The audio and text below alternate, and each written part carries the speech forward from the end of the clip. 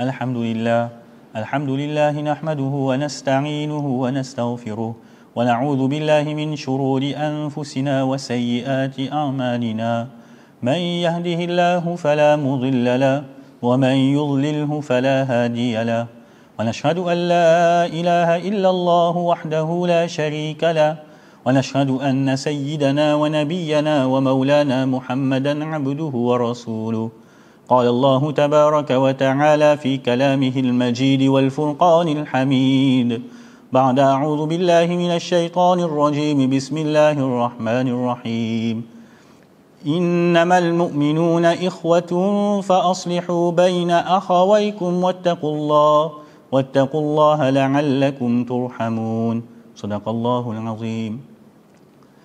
Mes chers frères et sœurs, depuis hier soir, comme vous le savez, nous sommes entrés dans la dernière décade de ce mois béni de Ramadan, décade contenant les meilleures nuits de l'année. Pour comprendre la valeur de ces nuits si bénies, il nous suffit de voir l'attitude de notre bien-aimé prophète alayhi salatu wassalam durant celle-ci. Aïcha radiyallahu ta'ala anha rapporte, lorsqu'arrivaient les 10 derniers jours du mois de Ramadan, le messager d'Allah sallallahu alayhi wa sallam passait ses nuits à prier. Il réveillait sa famille, redoublait de piété et serrait son izar, c'est-à-dire il s'abstenait de toute relation charnelle. Dans une autre narration, Aïcha radiyallahu ta'ala anha relate plus que durant n'importe quel autre jour, le messager d'Allah sallallahu alayhi wa sallam faisait preuve d'une ardeur dévotionnelle plus grande durant les 10 derniers jours de ce mois de Ramadan. Donc, à partir de là, on peut comprendre facilement que durant cette dernière décade, il nous est conseillé, à l'image de notre bien-aimé prophète alayhi salatu wassalam, de redoubler d'efforts et de multiplier nos actes de piété, en fonction bien sûr de nos capacités. S'il nous a été demandé d'agir ainsi, c'est sans aucun doute à cause du fait qu'il est fort probable que durant cette dernière décade se trouve une nuit extraordinaire, une nuit grandiose qui est meilleure que 1000 mois, à savoir la nuit d'Al-Qadr, comme Allah subhanahu wa ta'ala l'affirme dans sa parole, Laylatul Qadri khayrun min alfi shahr. La nuit d'Al-Qadr est meilleure que 1000 mois. Et Aïcha radiyallahu ta'ala anha rapporte que le prophète alayhi salatu wassalam a déclaré rechercher la nuit d'Al-Qadr durant les nuits impaires de la dernière décade du mois de Ramadan. Toutefois, tout en s'efforçant à mieux adorer Allah subhanahu wa ta'ala durant ces jours si bénis, il nous est également important de prendre soin de nos relations humaines, d'apprendre à s'aimer les uns les autres et à consolider nos liens. D'ailleurs, selon Uqba, il est rapporté qu'une fois, le messager d'Allah sallallahu alayhi wa sallam était sorti pour informer les musulmans au sujet de la date de la nuit d'Al-Qadr. Mais 2 hommes parmi les musulmans se mirent à se disputer. Après quoi, le messager d'Allah sallallahu alayhi wa sallam a déclaré: je suis sorti pour vous informer au sujet de la nuit d'Al-Qadr, mais un tel et un tel étaient en train de se disputer et leur voix s'était élevée.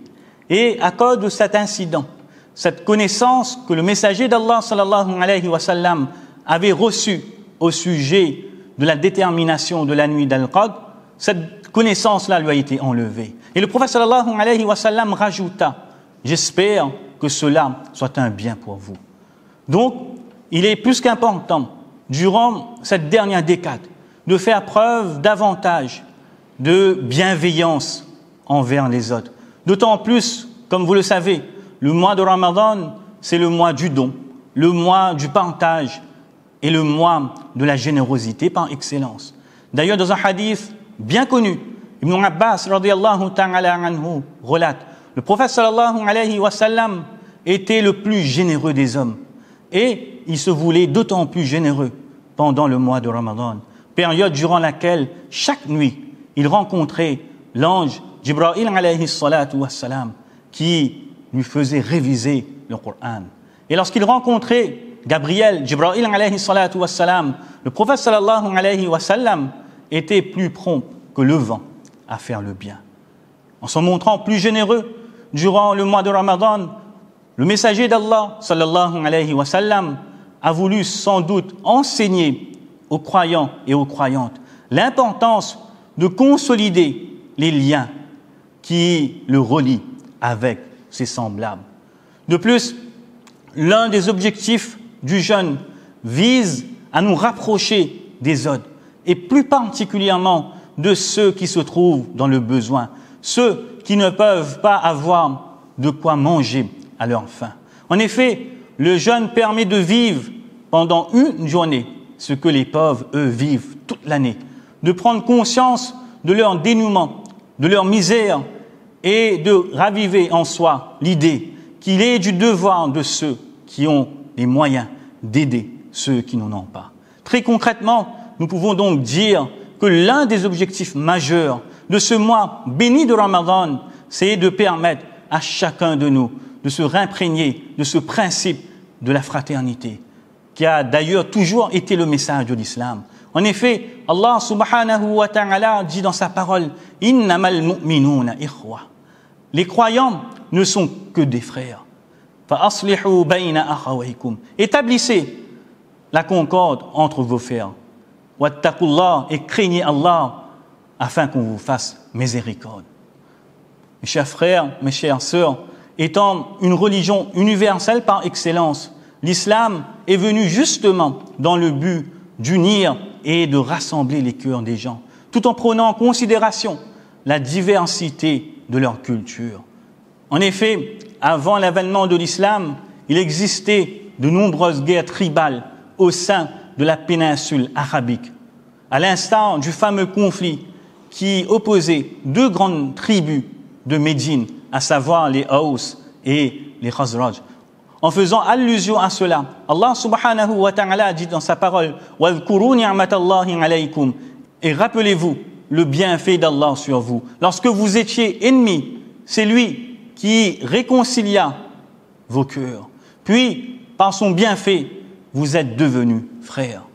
Ainsi, nous pouvons affirmer que le message de l'islam a permis de véhiculer un message de paix et de créer une certaine cohésion au sein de la société arabe. D'autant plus que l'islam a mis beaucoup d'emphase sur le caractère sacré de nos relations humaines. D'ailleurs, si nous regardons à travers le Coran, nous pouvons voir qu'Allah subhanahu wa ta'ala attire notre attention sur cette notion de fraternité en rappelant qu'elle représente avant tout une ni'ma, un bienfait, et qu'Allah subhanahu wa ta'ala est celui qui unit les cœurs. En s'adressant à son messager, sallallahu alayhi wa sallam, Allah subhanahu wa ta'ala déclare « c'est Allah qui t'a soutenu par son secours, ainsi que par l'assistance des croyants.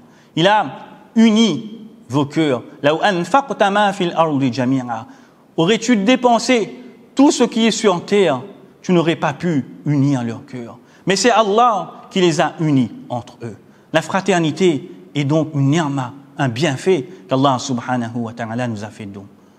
D'ailleurs, dans la période de confinement que nous venons de traverser, nous avons pu réaliser combien ces liens de fraternité sont si sacrés. En effet, combien de gens ont exprimé leur tristesse à cause du fait d'être éloignés physiquement de leurs amis et d'une manière plus large des gens en général. Au sein même de notre communauté, on entendait parfois des gens dire ce qui nous a gênés un peu durant ce confinement, c'est le fait qu'on ne pouvait pas se rendre à la masjid et qu'on ne pouvait pas voir d'autres gens.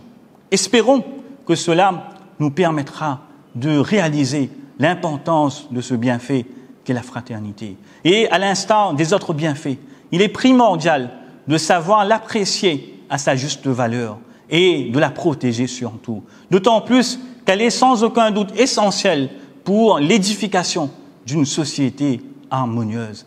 D'ailleurs, par son intelligence et sa sagesse hors du commun, le messager d'Allah sallallahu alayhi wa sallam a parfaitement compris qu'une communauté forte se doit d'être unie et solidaire.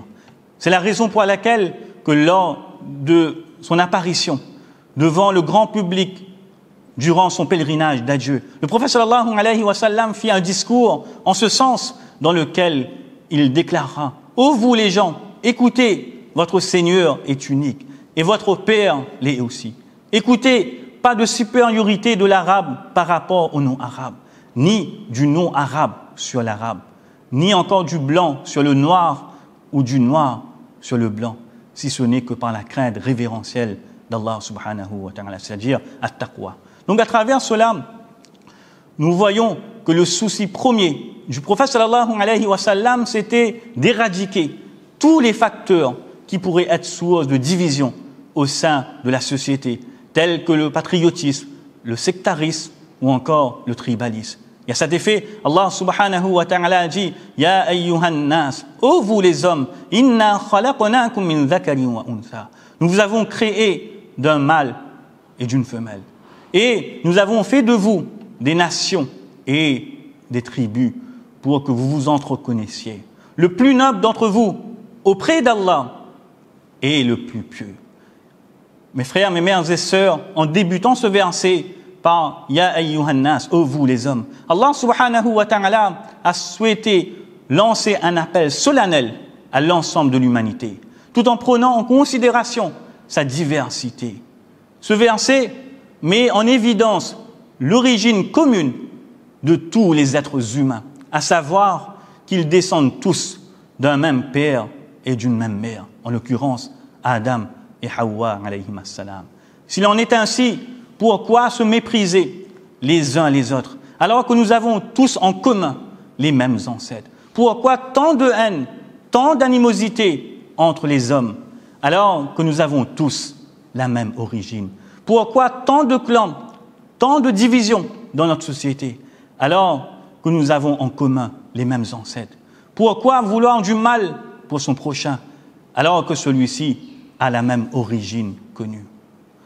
Mes frères et sœurs, en tant que croyants et croyantes, il ne faut surtout pas oublier que les liens que nous entretenons entre nous sont encore plus forts, car nous appartenons tous à une seule et même communauté, comme Allah subhanahu wa ta'ala nous le rappelle à plusieurs endroits dans le Coran, notamment dans le verset Certes, wa inna hadihi ummatukum ummatan wahida. Certes, cette communauté-là, qui est la vôtre, est une communauté unique. Il est bien sûr évident qu'une communauté forte se doit d'être unie et solidaire. Mais aujourd'hui, dans la société individualiste et matérialiste dans laquelle nous évoluons, où chacun vit dans sa bulle, où chacun est à la recherche de son propre bonheur, nous avons malheureusement tendance à oublier ce lien qui nous unit les uns avec les autres. Pire encore, certains d'entre nous aujourd'hui n'arrivent plus à digérer le simple fait de voir une personne mener une vie plus heureuse que la sienne. A-t-on oublié ce que le messager d'Allah sallallahu alayhi wa sallam a dit? L'image des croyants dans l'amour, la miséricorde et l'affection qu'ils se portent est comparable à celle d'un même corps. Lorsqu'un membre se plaint de quelque douleur, c'est l'ensemble du corps qui en pâtit par l'insomnie et la fièvre. Mes chers frères et mes chères sœurs, ce hadith met en évidence l'importance de maintenir les liens qui nous relient les uns avec les autres. D'ailleurs, s'il fallait définir ce principe de la fraternité, alors on pouvait dire que celle-ci se traduit d'une part par le fait d'éprouver de la compassion les uns pour les autres, d'avoir de l'amitié les uns pour les autres et d'avoir de la sympathie les uns pour les autres. Lorsque la sympathie, la miséricorde, la compassion entre les gens sont les constituants d'une société, alors il est évident que les gens pourront vivre en bloc comme un seul corps. La peine, tout comme le malheur, pourrait être partagé. Mais aujourd'hui, malheureusement, ces notions sont en voie de disparition dans notre communauté. D'ailleurs, Combien d'entre nous se montrent indifférents face au malheur des autres? Pire encore, certains éprouvent une certaine jouissance à voir leurs frères sombrer dans le malheur. En d'autres mots, la fraternité entre les frères ne doit pas être seulement des sentiments, mais doit se refléter à travers des actes. Ce qui veut dire donc que la consolidation des liens de fraternité suppose par exemple d'être au service des autres, plus particulièrement de ceux qui se trouvent dans le besoin. L'islam a mis tellement d'emphase sur cela que le messager d'Allah sallallahu alayhi wa sallam a déclaré: celui qui vient en aide à son frère, Allah l'aidera. Celui qui dissipe une tristesse ou un malheur chez son frère, Allah le soulagera d'une peine le jour de la résurrection. Par ailleurs, durant ce mois béni de Ramadan, l'islam encourage fortement aux croyants de faire preuve de générosité, qui est bien évidemment un atout considérable permettant la consolidation des liens de fraternité entre les êtres humains. D'ailleurs, bon nombre de traditions peuvent nous montrer cela. Dans un hadith gharib, c'est-à-dire comportant une certaine faiblesse dans sa chaîne de transmission, il est rapporté que le messager d'Allah sallallahu alayhi wa sallam a dit: la meilleure aumône est celle qui est offerte durant le Ramadan.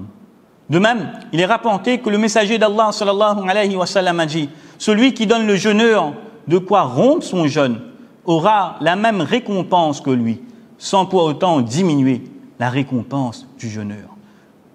En nous demandant de faire preuve de largesse envers nos semblables durant ce mois, le prophète sallallahu alayhi wa sallam a souhaité nous montrer le véritable sens de la fraternité humaine. Soyons unis sincèrement pour la cause d'Allah et ne soyons pas unis seulement de façade. Aimons-nous les uns les autres uniquement pour la cause d'Allah subhanahu wa ta'ala et non pas pour des intérêts mondains. D'ailleurs, il est dit dans un hadith qudsi qu'Allah lui-même a dit: ceux qui m'aiment en ma majesté auront des chairs, des mimbars de lumière, que les prophètes et les martyrs vont les envier. En ce mois béni de Ramadan, apprenons à nous aimer les uns les autres, à se respecter les uns les autres, à se considérer les uns les autres, à être à l'écoute des autres, à l'image de notre bien-aimé prophète sallallahu alayhi wa sallam. En effet, malgré son statut, le prophète sallallahu alayhi wa sallam prêtait une oreille attentive à celui qui venait lui parler. Et il consultait également ses compagnons sur plusieurs sujets, tout comme cela lui a été enseigné par Allah subhanahu wa ta'ala: wa shawirhum fil amr. Consulte-les à propos des affaires. Et aujourd'hui, combien d'hommes n'hésitent pas à faire preuve d'orgueil dès lors qu'un certain pouvoir, même limité, leur a été conféré. Pire encore, certains n'hésitent pas à briser des amitiés de longue date à cause du pouvoir. À nous donc de toujours faire preuve de modestie, d'humilité dans nos relations humaines, à l'instar de notre bien-aimé prophète sallallahu alayhi wa sallam. De plus, en ce mois béni de Ramadan et aussi même après ce mois béni, sachons faire preuve de bienveillance envers toutes les personnes qui nous entourent, et ce, même si elles ne partagent pas les mêmes convictions religieuses que les nôtres, étant donné que l'islam reconnaît ce principe de la fraternité citoyenne. Les savants de l'islam ont pu extraire ce principe de la fraternité citoyenne en se basant sur plusieurs arguments extraits de nos sources. Dans un des versets évoquant le peuple de Thamoud notamment, Allah subhanahu wa ta'ala dit par exemple: Kadhabat Thamoudul mursalin. Les Thamoud traitèrent de menteurs les messagers. Quand leur frère Salih leur dit: ne craindrez-vous pas Allah? Dans ce verset, Allah subhanahu wa ta'ala emploie le terme leur frère, puisque Salih appartenait à la tribu des Thamoud. Ceci est donc une preuve que l'islam reconnaît ce principe de la fraternité citoyenne. De ce fait, nous devons profiter de ce mois béni de Ramadan pour faire des actions charitables envers les personnes des autres communautés vivant autour de nous. Et ceci afin de les montrer les vraies valeurs de l'islam. D'autre part, la fraternité humaine peut également se traduire comme étant le fait de ne pas causer du tort à autrui. C'est la raison pour laquelle l'islam interdit la moquerie, la médisance, la tromperie, le mensonge, le colportage, la rancune, la haine, la jalousie, l'orgueil, l'arrogance, car tout cela porte préjudice à ce lien de fraternité qui nous unit les uns avec les autres. D'ailleurs, Abu Huraira radiyallahu ta'ala anhu rapporte que le messager d'Allah sallallahu alayhi wa sallam a dit: ne vous jalousez pas les uns aux autres, ne vous livrez pas à la surenchère, ne vous haïssez pas, ne vous tournez pas le dos, ne concluez pas d'achat au détriment des uns et des autres, mais soyez aux serviteurs d'Allah, tous frères.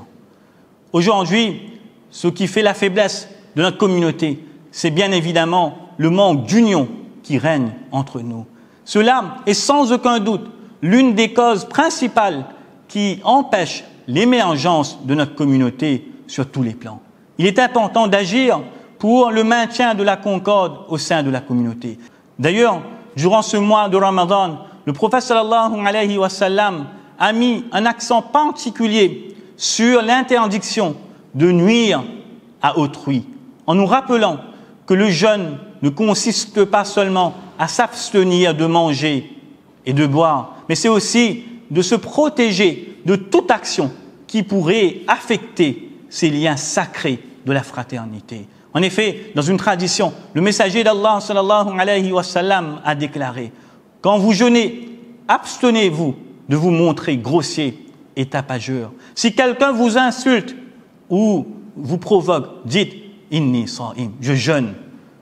Aussi, selon Abu Huraira radiyallahu ta'ala anhu, le prophète sallallahu alayhi wa sallam a dit: Allah n'a nullement besoin de voir s'abstenir de manger et de boire celui qui ne s'abstient pas de mentir ou encore de prononcer toute parole interdite, ni d'agir trompeusement.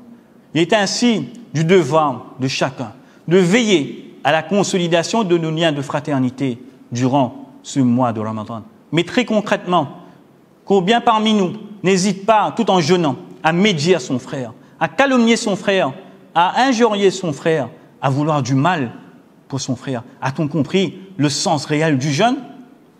Mes frères, mes mères et sœurs, en ces quelques jours de ce mois béni de Ramadan qu'il nous reste, essayons de parfaire notre caractère. D'autant plus que le messager d'Allah sallallahu alayhi wa sallam a dit: le jour de la résurrection, parmi ceux qui me seront les plus chers et parmi ceux qui seront les plus proches de moi se trouveront ceux dont les caractères sont les plus nobles. Et parmi ceux que je détesterai le plus et qui seront les plus éloignés de moi se trouveront les bavards, les palabreurs et ceux qui parlent avec emphase. Les compagnons radiyallahu ta'ala anhum disent alors: ô messager d'Allah, nous connaissons les bavards, les palabreurs, mais nous ne savons pas ceux qui parlent avec emphase. Il répondit: ce sont les vaniteux. En ces quelques jours qu'il nous reste de ce mois béni de Ramadan, essayons également de réparer nos fautes. S'il nous est arrivé de causer du tort à autrui, il est de notre devoir d'essayer de le réparer au plus vite. D'autant plus que l'acceptation de nos actions dépend bien évidemment de nos relations humaines. Que dire de nos jeunes si jamais nos cœurs sont remplis d'amertume, de haine et de jalousie envers les autres? Le prophète sallallahu alayhi wa sallam n'a-t-il pas dit: les œuvres sont élevées auprès d'Allah le lundi et le jeudi. Allah pardonne alors à toute personne qui ne lui associe rien, sauf à une personne qui entretient une animosité envers son frère. Et il dit: laissez ces deux-là, et ce, jusqu'à ce qu'ils se réconcilient. Par ailleurs, si nous voulons améliorer nos relations humaines, il est important aussi de se détacher un peu de ce monde et d'enlever cet amour excessif de ce dunya dans nos cœurs. D'ailleurs, nos pieux prédécesseurs disaient: l'amour excessif de ce monde est la racine de tous les maux. Aujourd'hui, l'origine de la plupart de nos conflits, de nos différends, sont d'ordre mondain. Pourquoi tant se disputer pour des choses mondaines alors qu'un jour ou l'autre, on devra quitter ce monde et laisser tout ce que nous possédons derrière soi. Méditons sur la mort, car cela nous aidera à améliorer nos relations entre nous. Gardons à l'esprit également qu'un jour ou l'autre, on devra comparaître devant le tribunal d'Allah subhanahu wa ta'ala et qu'on sera tenu à répondre si jamais nous avons enfreint aux droits d'autrui. De même, si nous voulons rétablir l'union au sein de la société, il nous est indispensable de revenir vers les enseignements d'Allah. Parce qu'en réalité, notre amour les uns pour les autres dépend en réalité de notre amour pour Allah subhanahu wa ta'ala. Car les liens de fraternité se fondent sur l'amour que nous avons pour notre Créateur. Si aujourd'hui, les relations sont parfois conflictuelles, c'est justement à cause du fait que notre amour pour Allah subhanahu wa ta'ala n'a pas encore atteint son niveau d'excellence.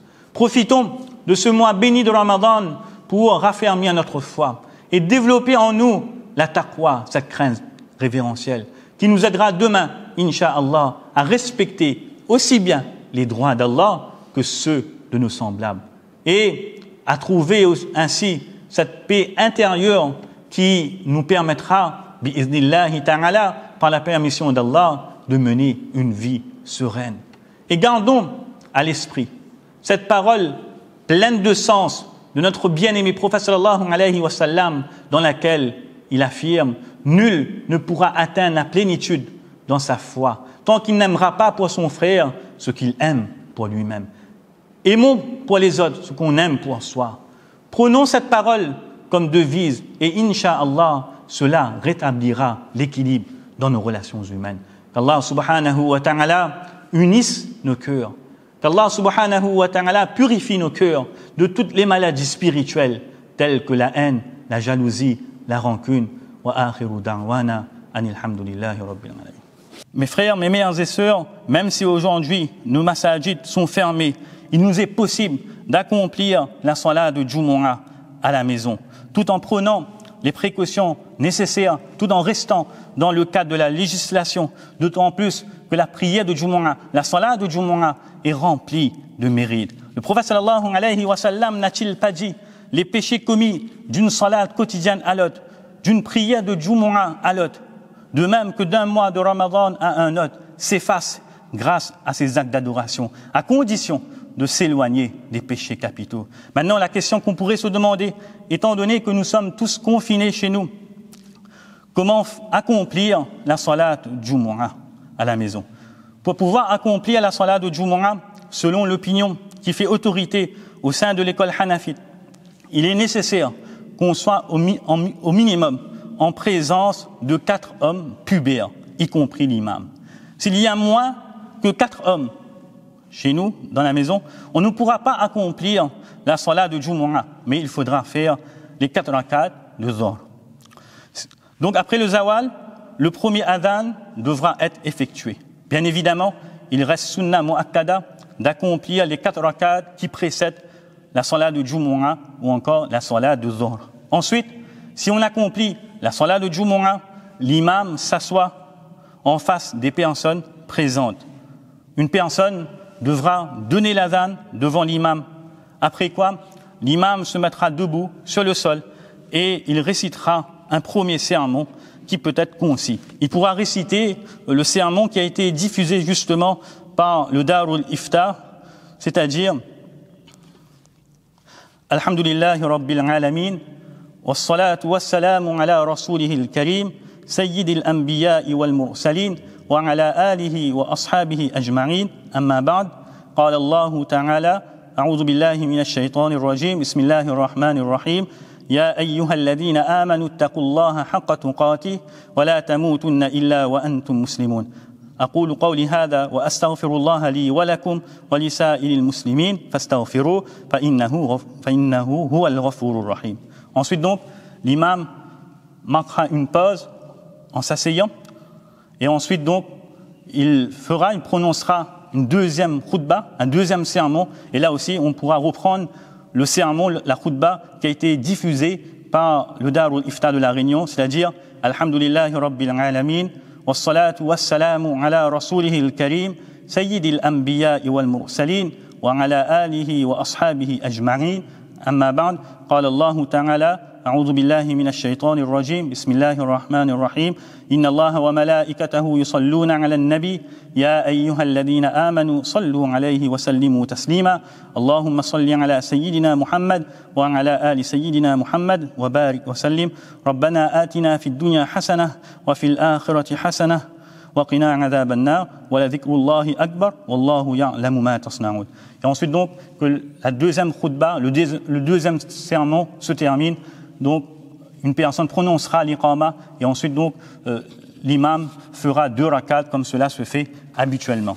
Et si une personne ne peut pas accomplir la salat de Jumu'ah, comme on a dit, il lui sera obligatoire d'accomplir les 4 rakats de la salat de Dhuhr. Donc, concernant la salat de Jumu'ah, les règles juridiques par rapport à la salat, n'hésitez pas à contacter l'ulama si jamais vous avez des questions. Et aussi, il est important de rappeler qu'on doit respecter les règles, les gestes barrières qui nous ont été dictés par la législation. Et il faut savoir que ces gestes barrières s'inscrivent dans le cadre de la charia également. Comme par exemple, on nous demande de laver fréquemment nos mains et la charia nous incite, nous recommande justement à laver nos mains dès qu'on se réveille, etc. Donc à nous de respecter ces consignes qui nous ont été dictées et ces consignes ont été dictées justement pour notre protection, pour notre salut.